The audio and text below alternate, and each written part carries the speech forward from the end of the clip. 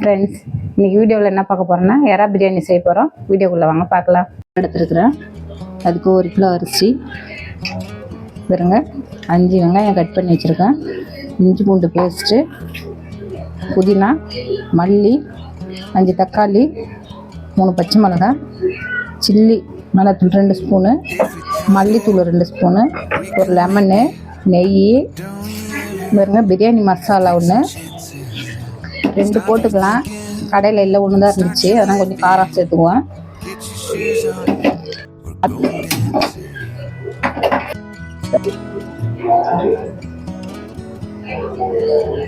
போட்டுக்கலாம்.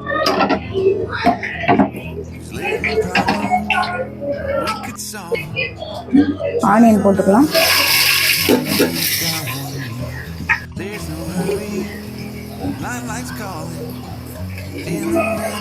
ஒரு ஸ்பூன் நெய் ஊற்றிக்கிறேன். நெய் ஊற்றினா கொஞ்சம் டேஸ்ட் நல்லாயிருக்கும். 1.5 கூட ஊற்றிக்கலாம். இஞ்சி பூண்டு பேஸ்ட் போட்டுக்கலாம்.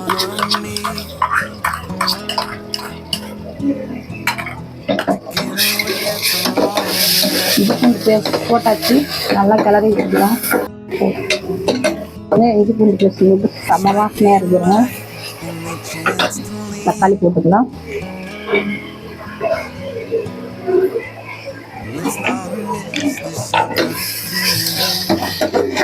தக்காளி போட்டாச்சு, கொஞ்சம் கல் உப்பு போட்டுக்கலாம்.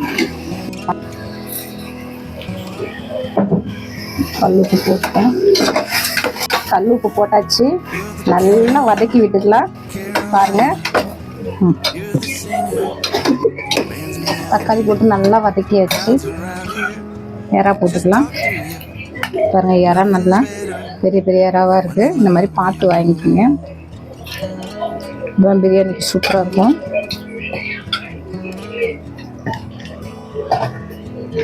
கிளறி விட்டுக்கலாம். நல்லா கிளறி விட்டுக்குங்க.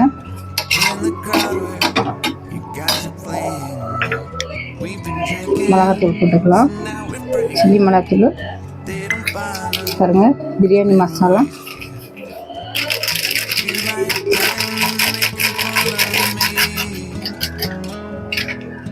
தனியாத்தூள் எல்லாம் போட்டாச்சு.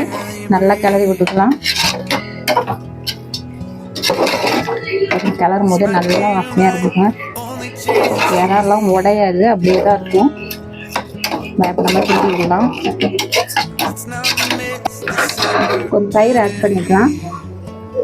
கொஞ்சம் ஆட் பண்ணால் போதும், பிரியாணி சாஃப்டாக இருக்கும். போதும். புதினா கொஞ்சம் போட்டுக்கலாம். மல்லி போட்டுக்கலாம். நல்லா கிளறி விட்டுக்கலாம். ஏற்கனவே உப்பு போட்டிருக்கோம்.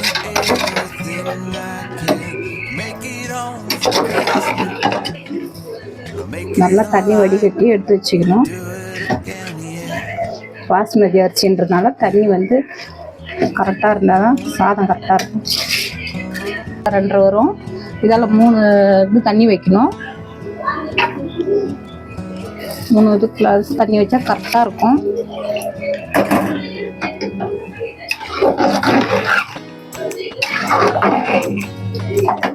தண்ணிலாம் அதிகமாக வச்சிடாதீங்க.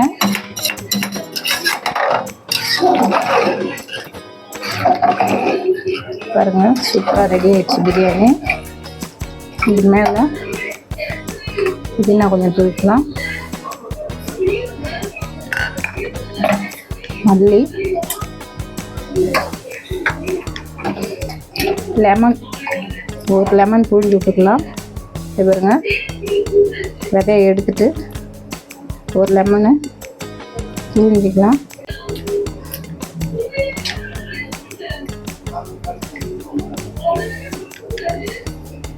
நான் உப்பு இருக்கான்னு பார்த்துட்டு திரும்ப வேணால் உப்பு போட்டுக்கலாம். வச்சு தம் போட்டுக்கலாம். ஒரே விசில் தான் விடணும், கரெக்டாக இருக்கும். பிரியாணி ரெடி ஆயிடுச்சு. பாருங்க, சூப்பராக வந்துருக்கு. சர்வ் பண்ணி காட்டுறேன்.